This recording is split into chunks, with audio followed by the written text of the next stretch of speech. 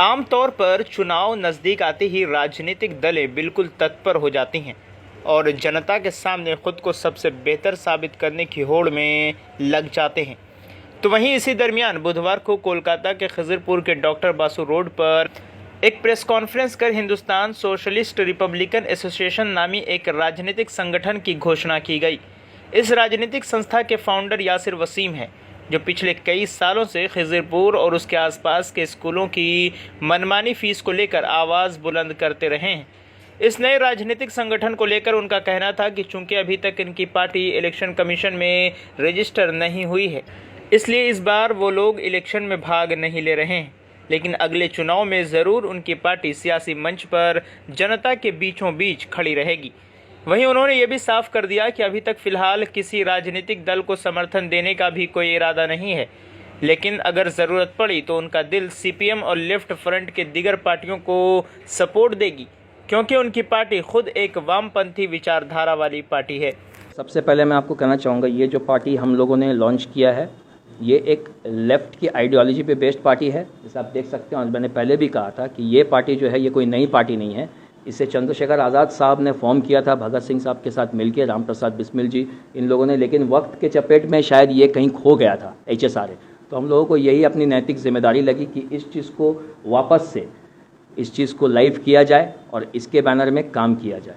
यही है उसका मतलब करने का। और हमारी इलेक्शन के ज़माने में जी देखिए, इसके इलेक्शन से कोई भी लेना देना नहीं है। एक्चुअली क्या है कि स्कूल की जो मुहिम चल रही थी, इत्तेफाक से वो अभी 1 महीने पहले ही वो ख़त्म हुई है। तो उस जब तक वो चल रही थी, मैं ये काम इसे रोक के रखा था। मैंने एक साथ मैं नहीं कर सकता था, क्योंकि वो एक पेरेंट्स एसोसिएशन से चल रहा था। तो वो ख़त्म होने के बाद ही मैंने इसको यहाँ वजूद में लाया है। लेकिन इलेक्शन से, अभी प्रेजेंट इलेक्शन से उसका कोई लेना देना नहीं है, अगर आपको ये लगता हो। जी, फ़िलहाल तो किसी पार्टी को सपोर्ट करने की अभी तो हमारी कोई मंशा या ऐसा कुछ नहीं है, क्योंकि जैसे मैंने आप लोगों से पहले कहा और आप लोग जानते भी हैं कि यहाँ पर इस दौरान में, इस इलेक्शन में बहुत बड़ी बड़ी कन्फ्यूजन है। तो इसीलिए हम लोगों ने ये सोचा ही नहीं है कि अभी किसी को सपोर्ट करें फ़िलहाल। देखिए, बदलाव तो 100% चाहिए, क्योंकि मैं आपसे ये कहना चाहूँगा, जो मौजूदा सरकार जो आप कह रही हैं TMC की सरकार, इनकी भी बहुत सारी गलत नीतियाँ हैं जो शायद आम पब्लिक भी जानती है। लेकिन रहा बात बीजेपी का, तो बीजेपी को मेरे तरफ से मैं आपको बता देता हूँ कि वेस्ट बंगाल में शायद बीजेपी के लिए कोई जगह नहीं है। और रही बात लेफ़्ट की, तो इस बार में देखा गया है CPM और फॉरवर्ड ब्लॉक, ये लेफ़्ट की ताकत बड़ी है, लोग बड़े हैं, उनके साथ में बहुत लोग जुड़े हैं। तो इंशाल्लाह यही उम्मीद करते हैं कि अगर TMC की जगह कोई ले तो वो लेफ़्ट ही हो।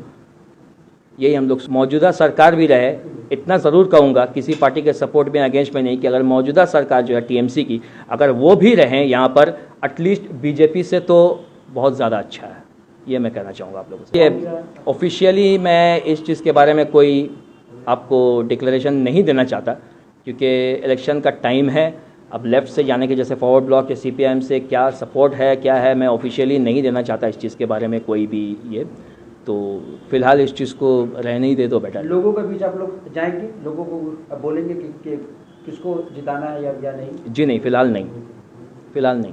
तो लोगों से क्या देखिए, ये जो पार्टी है, ये फॉर्म की गई है पब्लिक के मदद के लिए। इलेक्शन से, इस बार के इलेक्शन से हमें अभी तो कोई राब्ता नहीं है। सेकंड बात के अगले इलेक्शन में, जी हाँ, ज़रूर इसे इलेक्शन कमीशन से एनरोल करेंगे। अभी फ़िलहाल हम लोगों का सिर्फ़ और सिर्फ यही एजेंडा है कि यहाँ की लोगों को बहुत किस्म की परेशानी है। यहाँ के लोकल काउंसिलर्स वगैरह, इन लोग सुनते नहीं हैं, काम नहीं करते हैं। तो बस उनकी जो आवाज़ दबी हुई है उसे ऊपर तक पहुँचाने का ही हम लोगों का काम है। काम करते हैं, बाद में देखते हैं कि इलेक्शंस में क्या करना है, नहीं करना, बहुत वक्त है, इंशाल्लाह हो जाएगा। Mamata Banerjee as a CM, उनका रोल कैसा है, किस तरह देख रहे हैं 10 साल में? अब ये आपके ऊपर डिसाइड करने का कि मैं उनके फेवर में कहूँ कि अगेंस्ट में कहूँ, क्योंकि दोनों प्रूफ्स बहुत है मेरे पास में। अगर आप चाहते हैं उनके फेवर में कहूँ तो मैं कह सकता हूँ माँ माटी मानुष की। आपको जो अपना राय वो बोलिए। मेरा राय यही है कि इस इलेक्शन में सिर्फ और सिर्फ उनकी कूटनीति की वजह से बंगाल में आउटसाइडर्स घुसे हैं। जब तक मिस्टर ज्योति बसु थे, उस वक्त में सिर्फ कांग्रेस और CPM एक अपोजिशन हुआ करती थी कांग्रेस, और वो लड़ाई यहीं की थी। लेकिन इस बारे में इस वेस्ट बंगाल को पूरा सर्कस बनाया गया है, बाहर के आउटसाइडर पार्टीज़ को यहाँ पर अलाउ करके। तो ये उनकी बहुत बड़ी कूटनीति है, ये सुन लीजिए।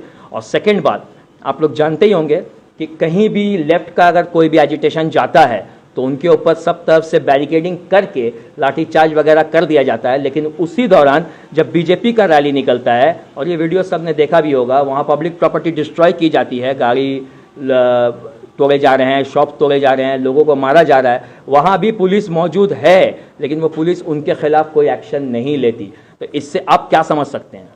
अगर कोई एक्शन नहीं लेगा किसी पार्टी के खिलाफ तो आपको यही लगेगा ना कि उस पार्टी से इसका कोई तो रिश्ता है।